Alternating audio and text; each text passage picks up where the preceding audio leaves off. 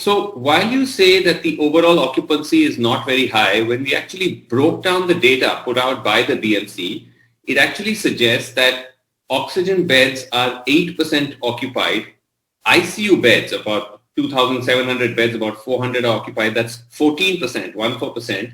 Ventilator beds of the 1,360, 253 or 20% are occupied. Those are high numbers.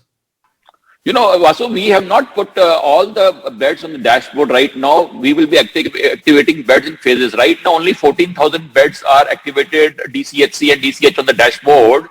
We have 30,000 of them available with us. For example, we have 4,000 plus ICU, but we are not. It is not activated in the new jumbos and many other hospitals.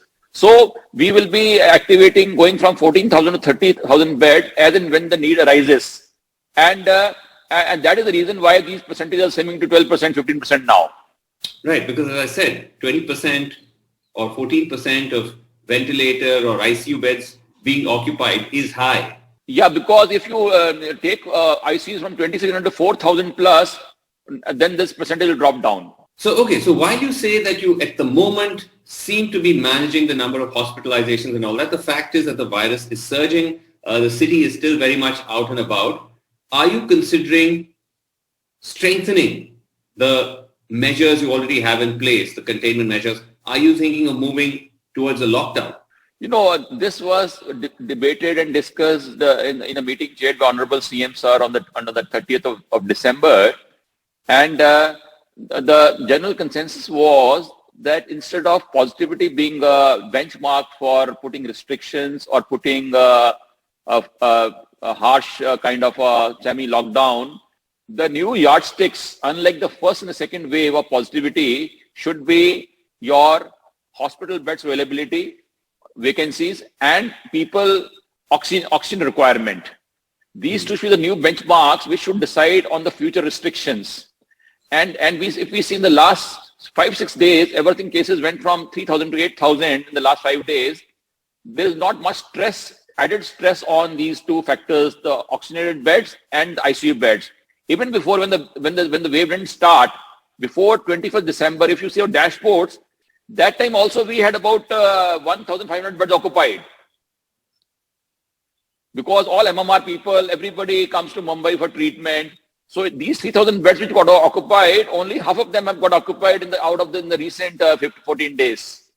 So it was decided that we will review our strategy on a weekly basis. Honorable CM said that we'll again meet around 7th of Jan, and then we'll take the things forward. But I have done my own homework that we have very robust system in Mumbai, where we have 186 hospitals, 30,000 beds on a single real-time dashboard of allotment through BMC only. Even if tomorrow we assume that we get 20,000 cases in a day and 5% average continues, so we get about, say, 1,000 people going to beds every day. And luckily, Omicron has a cycle of 5 days. People are getting negative in 5 days' time. Worst to worst, they get negative in 7 days.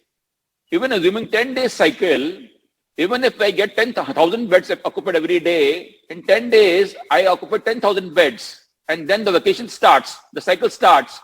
And with 20,000 figures also coming every day, with the present kind of hospitalization, Mumbai will not cross beyond 12,000, 13,000 occupied beds, where we have 30,000 beds are there. So that's why I had requested the Honorable CM Sir and our senior officers that oxygenated beds occupancy and the hospital occupancy should be very important factor in deciding further kinds of stringent actions happening.